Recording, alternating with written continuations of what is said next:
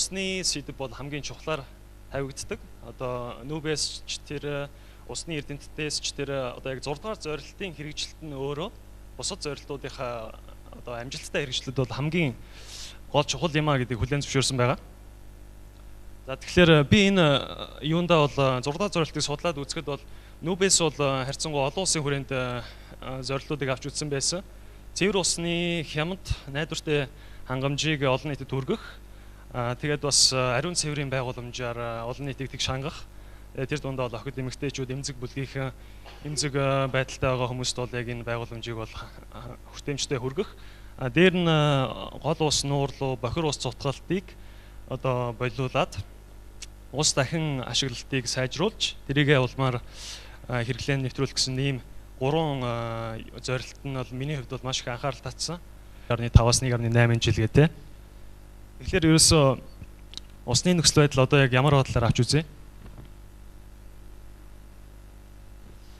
Монгол улсын хувьд бол гүний усны ба гадаргын усны ашиглалтын харьцаа ерөөсөө яг уруу алдагдсан. Уг нь бол Монгол улсын гүний усны нөөц бол бараг байхгүй гэж шахуу хэлж болно. Ерөөсөө нийтдээ 608 тэрбум тонн усны нөөц Монголд байгаа гэж тогтоосон. Үүний ердөө 10.8 тэрбум тонн буюу 1.8% нь гүний усны нөөц гээд ус үндэсний хөтөлбөрийн хамгийн ихний өгүүлбэр дээр шууд бичсэн байгаа. Гэтэл бол ашиглалтын харьцаа бол ерөөсөө 8-ыг харьцах нь 2 буюу 80% нь гүний усны ашиглалт, 20% нь гадаргын усны ашиглалт гэж байж байгаа. Гэтэ яг энэ бол зөвхөн бэлэг тэмдгийн чанартай хоёрын тоо болов гэж би зөвөр үзэж байна. Яг л энэ дээр усны цахилгаан станц гэдэг янз бүрийн одоо бараг хот суурьнд хамааралгүй тийм тоонуудыг 2 гээд оруулсан. Тэгэхээр бид нэр өнөөдрийн байдлаар бол ерөөсөө 100% гүний усны нөөцөөр хэрэглээгээ залгуулж байна гэж үзэж болно. За дараа нь бол мэдээж манайх бол далаад гарцгүй маш олон улс орон хичнээн одоо гүний усны явдггүй. Ажлыг бол хийж ижил явахаас биш зүгээр ингээд яриад ийм сайхан боломжтой гэж мянга яриад явахгүй л байгаа юм л да. Тэгээд ус дахин ашиглалт гэдэг. Яг ус дахин ашиглалт гэхэлэр яг оюутлогоо энержи ресурс гэдэг их гой тоонууд харагддیں۔ Тэд нар бол гүний усны нөөцийг ашиглаж байгаа учраас дахин боловсруулахаас өөр арга байхгүй. Монгол улсын яг энэ Улаанбаатарын хэрэглээнд аваад үзэх юм бол ус дахин ашиглалт бараг 0 гэж хэлж болно. За тэгэхээр ус ашиглалтын нөхцөл байдал бол Монголд яг нэг иймэрхүү л байгаад байна л да. За энэ бол Улаанбаатарын одоогийн хэрэглээ гэдэг. Мэдээж Улаанбаатар хот яг өнөөдөр хэдэн тонн ус өдөрт ашиглаж байна гэдэг тоо бол яг маш нарийн бол сэтгүүлчдийн хувьд бол бас мэдэхгүй байгаад байгаа. Зөвхөн 300-аас 400 мянган тонн усыг бид нэр өдөрт ашиглаж байна Улаанбаатарын хэмжээнд. Өмнгийн говь болон бусад тэр төсөл хэрэгжих хэд хэдэн аймаг байгаа.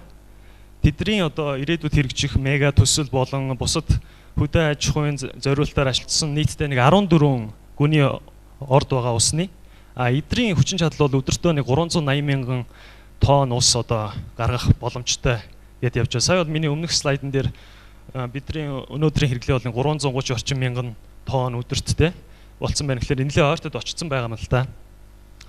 Тэгээд ерөнхийдөө бол Улаанбаатарын одоо усны ордуудыг аваад үзэх юм бол Монголд олдсон байгаа хамгийн одоо өндөр ундрахтай, хамгийн их ундрахтай усны ордыг бид нар аль хэдийн яг одоо ашиглаж байгаа.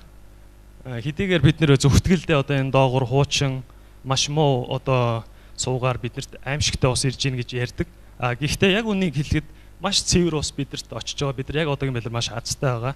Ерөөсөө жинхэнэ байгалийн усыг бид нар одоо ууж хэрглэж байгаа. Бусад маш олон улс оронд бол нөгөө угаацаа цэвэрлээд. За энэ бол Улаанбаатарын одоо усны хэрэглээний төлөвийг одоо харуулсан тийм 3 байдлаар авч үзсэн тоо харагдж байна л да. Одоо бага дундаж дээд байдлаар тооцсон. Тэгэд энэ бол ерөнхийдөө өдөртөө бол нэг хамгийн дээд хэмжээгээр тооцсон юм бол 2030 он гэхэд Улаанбаатарын усны хэрэглээ 211 сая тонн жилдээ 211 сая тонн болохоор харагдж байна л да. Энэ бол 2030 усны нөөцийн бүлгийн судалгаан дээр дурддагдсан байсан. За яг энэгээр авч үзэх юм бол 2021 он гэхэд нийслэлийн гүний усны хэрэглээг гүний усны нөөцийн одоо саяны олдсон тэр Улаанбаатарын иргэн тойрон дох худгуудаар хангах ямарч боломжгүй болж таарж байна гэж л харагдаж байна. За тэгээд зүгээр гол найдвар бол зүгээр миний бодлоор Монгол улсын одоо энэ Улаанбаатарын хэмжээний эрчим хүчний станцууд байгаа. Тэдний усны хэрэглээг л дахин боловсруулж одоо саарл усаар хангах тийм гарц харагдаад байгаа юм л та. За тэгээд гадаргын усны ашиглалт бол мэдээж бол ирээдүйд бол маш өндөр хэмжээнд одоо газрын усыг ашиглах шаардлагатай. Гэхдээ яг ингээ харахаар манай улсын усны нөөц бол гол мөрөн дээр 34.6 тэрбум тонн гээд ердөө 6 хүрэхгүй хувь нь оногдож байгаа. Тэгэхээр энэ гол мөрөнгийн усны нөөцийн 5 орчим хувийг бид нар хэрэглэх боломжтой яг экосистемийн талаас авч үзвэл. Тэгэхээр энэ усны нөөц бас нэлээд бага болж эхэлж байгаа. Тэгээд мэдээж бид нар бол гол мөрөнгөө л ашиглана. Нуур, мөсөн гол, газар доор хусыг авч одоо стооц юм бол.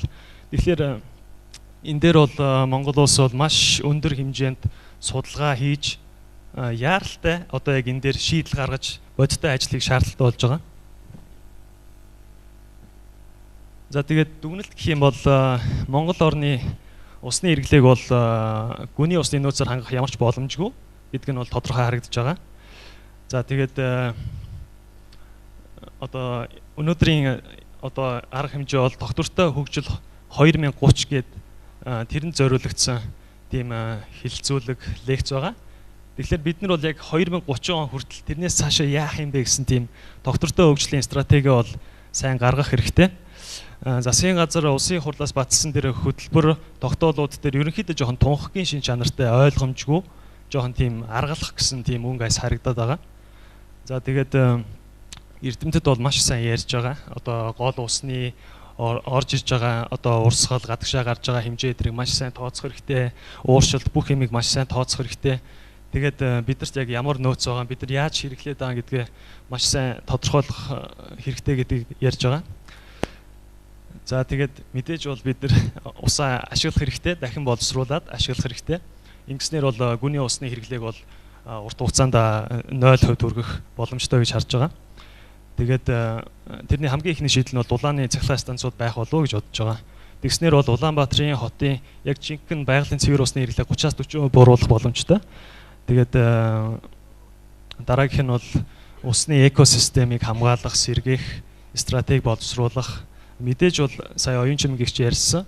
Бид нар шүдээ угаахтай хүртэл одоо усаа хэмнэх хэрэгтэй. Тусал ус бүр ямар үн цэнтэй вэ гэдгийг ойлгож амьдрах хэрэгтэй болов уу гэж бодож байна. Тэгснээр одоо иргэдийн оролцоо энэ ус хэмнэлтэд яг бүрэн утгаараа шингэснээр манай ус бол усны нөөцөө зөв удирдах, цогц менежментийг авч хэрэгжүүлэх боломжтой гэж бодож байна. Баярлалаа.